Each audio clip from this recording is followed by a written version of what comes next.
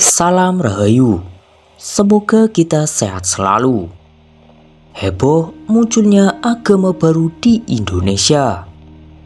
Ada yang memprediksi bahwa akan lahir agama baru di Indonesia pada tahun ini. Tentunya hal ini mendapatkan perhatian publik. Agama baru di Indonesia ini tertulis dalam sebuah narasi ramalan yang diungkapkan oleh seorang peramal terkenal asal Perancis. Ia diketahui masih memiliki garis keturunan Yahudi. Dalam narasi ramalannya, dia mengungkapkan bahwa di tahun ini akan ada guncangan soal aliran kepercayaan di dunia. Dia adalah Michel Nostradamus. Bahkan tanda-tanda agama baru akan muncul itu turut disebutkan. Kedatangan agama baru yang lahir di Indonesia itu ditandai dengan sejumlah hal. Salah satu tanda tersebut yakni kemunculan seseorang yang dikenal dengan panggilan The Man from the Edge. Sosok yang disebutkan muncul dari negeri yang terletak di pertemuan tiga buah laut. Selain itu disebutkan kemunculan sosok tersebut akan menggemparkan timur dan juga barat.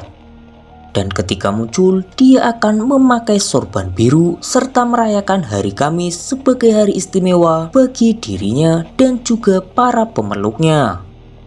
Adapun tafsir tentang ramalan Michel Nostradamus soal agama baru sebagai berikut.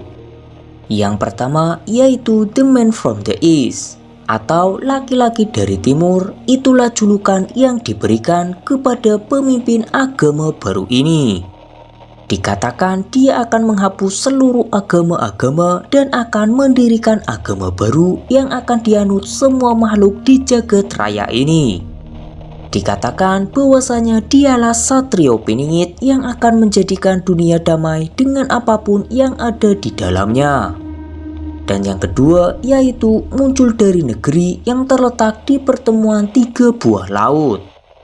Maksud dari keterangan tersebut diduga berkaitan dengan kemunculannya yang berasal dari pertemuan tiga laut, yakni sebelah utara Pulau Sulawesi adalah Laut Sulawesi, dan di sebelah selatannya adalah Laut Flores, dan di sebelah timurnya adalah Laut Maluku.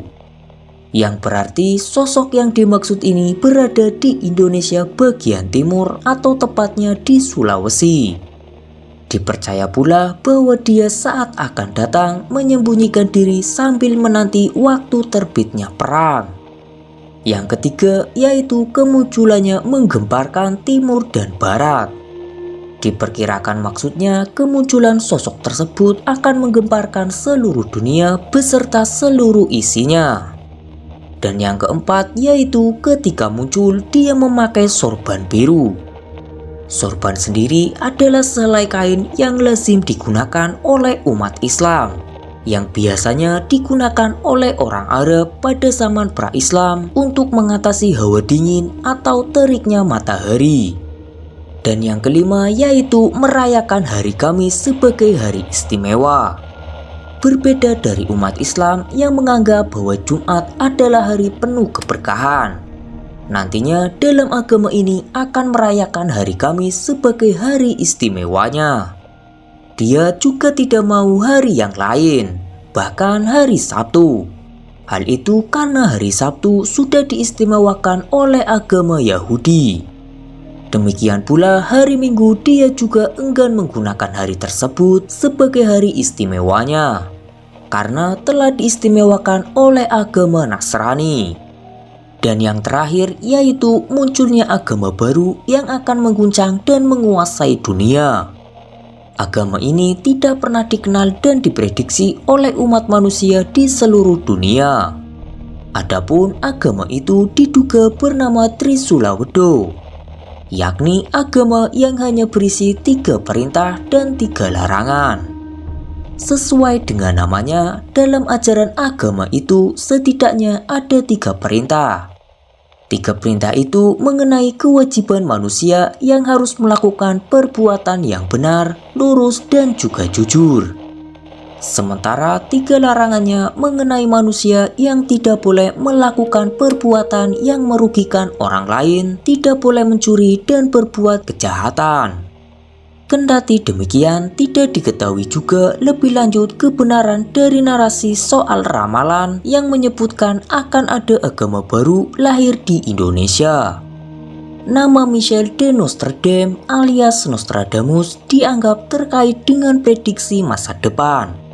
Meskipun pernah membuat kumpulan resep masakan, pria kelahiran Prancis itu terkenal dengan buku ramalannya yang berjudul De Prophecies atau Les Prophéties pada tahun 1555.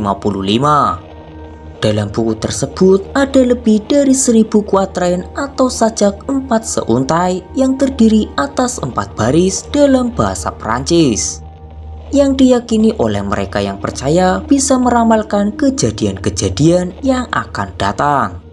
Meskipun belum ada bukti sahih, karya-karya Nostradamus dianggap meramalkan sejumlah kejadian. Di antara ramalan Nostradamus yang sangat terkenal yaitu yang pertama tentang kematian tragis Raja Prancis. Ada juga kebakaran besar di London, revolusi Prancis, tentang Adolf Hitler, bahkan hingga bom Hiroshima dan juga Nagasaki, dan juga pembunuhan John F. Kennedy dan Robert Kennedy. Namanya sangat terkenal bahkan hingga ratusan tahun sejak kematiannya, karena beberapa ramalannya dianggap benar-benar terjadi. Nostradamus juga meramal bahwa kiamat akan terjadi pada tahun 3797 dan memiliki prediksi mengejutkan terkait keluarga kerajaan Inggris. Dikatakan bahwa Raja Charles III akan segera turun tahta dan digantikan oleh sosok yang tidak terduga. Nostradamus merupakan putra dari Rainier de Saint-Remy dan Jaume de Nostredame, seorang pedagang gandum dan notaris keturunan Yahudi. Namun, kakek Nostradamus, Guy Geyssonnet, telah memeluk Katolik dan mengubah nama keluarga menjadi Nostredame untuk menghindari penganiayaan selama masa Inkuisisi Spanyol. Beberapa sejarawan menyebutkan bahwa kakeknya juga yang mengenalkannya pada ritus kuno tradisi Yahudi dan ilmu astrologi. Pada usia 14 tahun, Nostradamus belajar kedokteran di Universitas Avignon. Kemampuan meramal Nostradamus diperkirakan muncul pertama kali pada sekitar tahun 1540-an ketika dalam perjalanannya ke Italia. Pada saat itu, ia bertemu dengan sekelompok biarawan Fransiskan dan memprediksi bahwa satu di antara mereka akan menjadi paus. Salah satu biarawan yang pernah bertemu Nostradamus, yaitu Felix Peretti, pun menjadi Paus Sixtus V pada tahun 1584. Bermula dari peristiwa tersebut, Nostradamus menjadi semakin jauh dari dunia kedokteran dan menghabiskan sebagian besar waktunya untuk melakukan meditasi. Padahal ia telah menerbitkan beberapa buku di bidang kedokteran. Dari meditasi, Nostradamus mengklaim mendapatkan penglihatan akan masa depan. Di tahun 1550, Nostradamus mulai menulis almanak yang berisi tentang astrologi dan beberapa prediksi akan peristiwa di masa depan. Itulah kisah dari munculnya agama baru di Indonesia. Bagaimana menurut Kamera Demi Masa? Jika Kamera Demi Masa memiliki pendapatnya tersendiri, tulis saja di kolom komentar. Sampai jumpa di kisah-kisah selanjutnya.